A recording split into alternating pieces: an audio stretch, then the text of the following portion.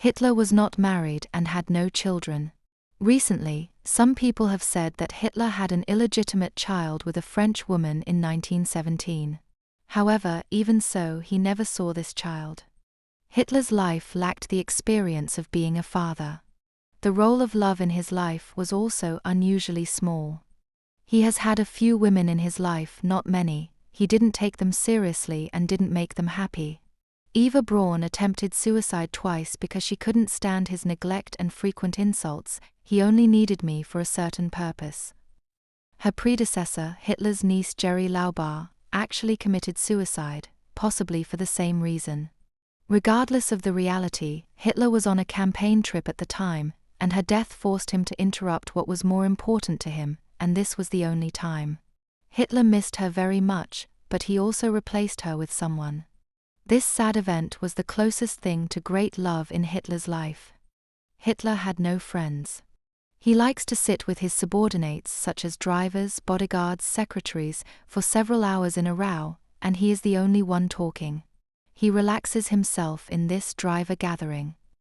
He refused true friendship for life.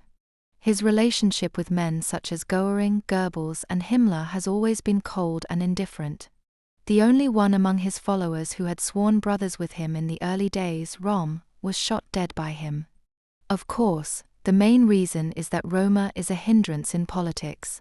In short, brotherhood did not spare Hitler's gun. Considering Hitler's widespread fear of intimate relationships, we can easily suspect that for Hitler, Röhm's expired friendship request was actually an additional motivation to get rid of him. Hitler did not receive a systematic formal education. I have only attended experimental school for a few years and my grades are very poor. However, during his wandering years he read a lot of things, but according to his own words, he only absorbed the knowledge he thought he already knew. As for his knowledge in the political field, Hitler was almost at the level of a newspaper enthusiast. He is truly proficient only in military and military technology. In this regard, his combat experience on the front line enabled him to critically digest and absorb textbook knowledge. This may sound strange, but his experience on the front line is probably his only educational experience. In addition, he has always been a typical half-bottle vinegar, someone who always thinks he knows more than others and sells half-baked or misinformation he has read everywhere, and loves to show off in front of a group of ignorant public. He had a conversation at the table of the head of state headquarters and recorded his shameful knowledge deficiency. Hitler never had a profession, nor did he seek a profession. On the contrary, when he had time to pursue a career, he deliberately avoided it.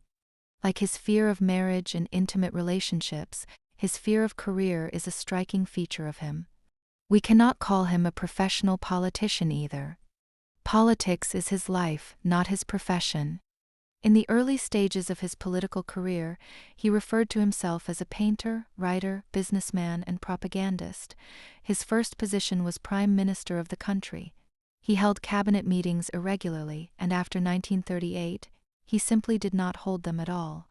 His political work style is not like that of a top official, but rather like that of a free and independent artist. He waited for inspiration to come, seemingly slacking off for days or weeks, but when inspiration arrived, he suddenly rushed into action. In the last 4 years of his life, Hitler engaged in a regular job for the first time, which was to be the supreme commander of the army.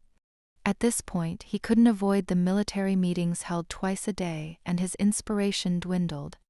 Hitler lacked the development and maturity of character and personal qualities.